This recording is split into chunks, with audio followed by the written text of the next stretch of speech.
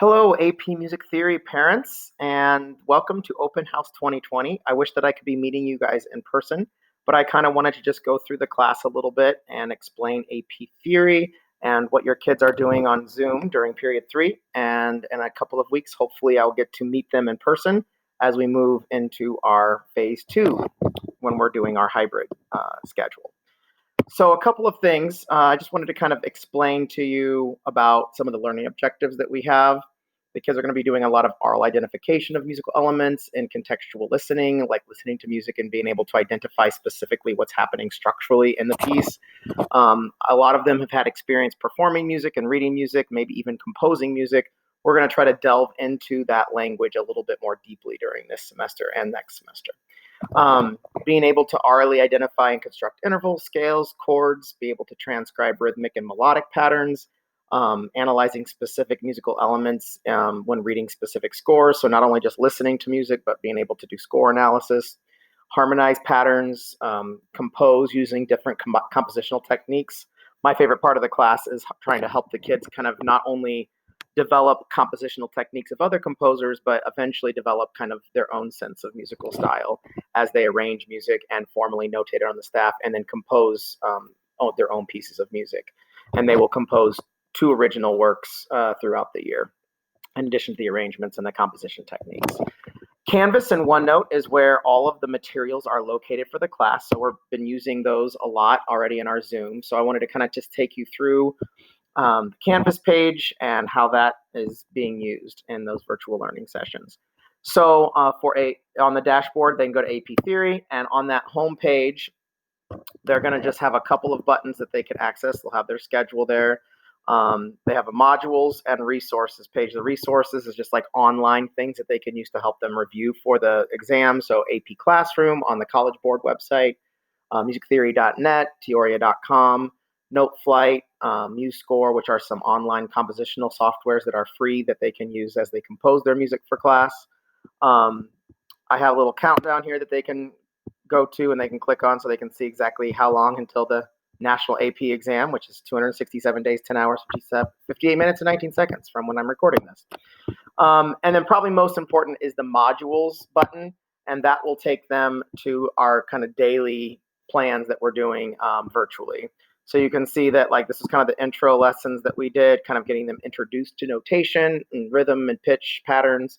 And then I break out down the units by unit. So unit 1, we've been focused on pitch, rhythm, and metrical structures. We're going to have our unit 1 test next week over kind of the basic musical elements, just to make sure that everybody has the basics before we move into more complicated things. Then we move into major tonality on unit 2, and then talk about intervals, minor keys, scales, modes, chord quality, chord function, harmonic analysis, unit 5, and then we get into our compositions by the end of the semester.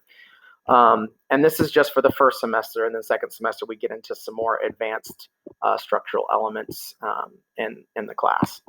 I also wanted to just kind of touch briefly on the actual exam itself. So there are basically 4 different skills that are tested in AP: oral skills, compositional skills, analytical skills, and performance skills at the bottom here. Performance skills is using your voice. They don't actually get to take their instrument in with them if they play like trumpet or flute or violin, because they just have their body. So they have their ear and their voice and, their amazing musical brain for the exam. So a lot of those oral skills that we develop will be in context with sight singing. So those of you who have children who are in choir will probably find this a little easier than maybe if you have kids in band who haven't used their voice as much, but it's a great skill for them to learn if they're going to go into music school, because everybody has to play piano a little bit in music school and everybody has to sing and just sight read. I'm not going to be grading them on their vocal technique by any means or their ability to sing like Mozart arias or anything like that. It's just basically, can they use their voice to read music and, turn that notation into sound with their voice. The compositional skills, we will be doing, lots of different composition techniques throughout the year. The ones that are tested on the AP exam specifically are very much like 18th century Bach chorale style writing techniques that are tested. So score study, but also figured bass realization, harmonization of the melodies. Those are things that are both in the analytical realm and also that they will be composing based on a given chord progression. But I like to say that those are kind of like, color by number. It's like fill in these places and follow the rules, and you have this pretty picture at the end. But we also focus on more creative types of composition techniques in addition to those that are tested on the AP exam. The format of the exam is 75 multiple choice questions, which serves as 45% of the exam. And there's several different things that are tested, like pitch ID, metrical ID, metric modulation, syncopation, rhythmic transformation, those types of things. Half of these multiple choice questions are based on an aural stimulus where the kids actually hear music and then they answer the multiple choice questions about what they're hearing. And the other half are based on score analysis.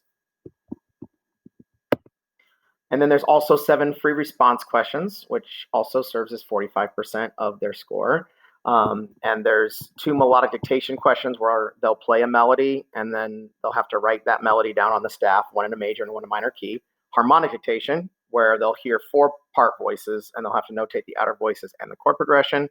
One in a major key, one in a minor key, and then the part writing composition question. So one from a figure bass and then one from Roman numeral chord symbols. And then FR7 is harmonizing a melody line. And we will be working on all of these skills throughout the entire year. Actually, starting in just a couple weeks, we'll be starting with some melodic dictation. And we're even starting some rhythmic dictation stuff this week just to kind of prepare them for the rhythm side of melodic dictation. And then finally, the last 10% are the 2 sight singing questions. So they'll have one in a major key and one in a minor key. We will be using solfege in class. But they can also use numbers or neutral syllable if they're not comfortable with solfege. And they get 75 seconds to analyze the melody, practice the melody on their own, and then they'll actually perform the melody and record it. And we will be, again, practicing that skill throughout the year. So if you have any other questions about anything, please feel free to email me.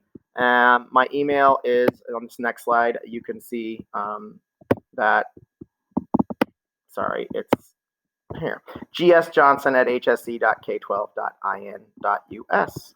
So if you have any questions, feel free to email me anytime. And I look forward to getting to meet all of your students in person in a few weeks, and enjoy your evening.